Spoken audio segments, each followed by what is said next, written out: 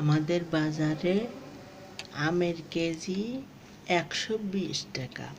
আমার মন চাইলো আমি কম টাকায় আম খাবো।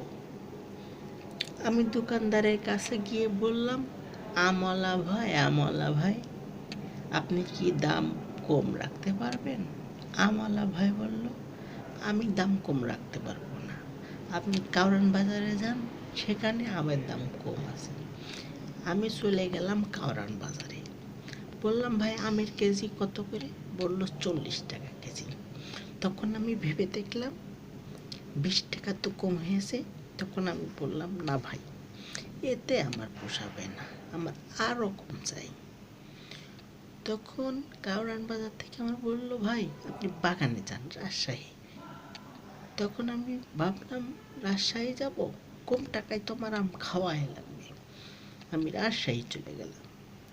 বাগানে গিয়ে বললাম, ভাই আমের কেজি কত করে? বলল 10 টাকা কেজি। আমি রাজশাহী থেকে 1 কেজি আম খেলাম মাত্র 10 টাকায়। আমাদের ওখানে 120 টাকা। পরে আমি বাড়ি নিয়ে আসলাম, আমার গাড়ি ভাড়া গেল 600 টাকা। কিন্তু আমি আম কিনেছি 10 টাকায়। আমি জিতেছি না? আপনারা বলেন, আমি জিতেছি না?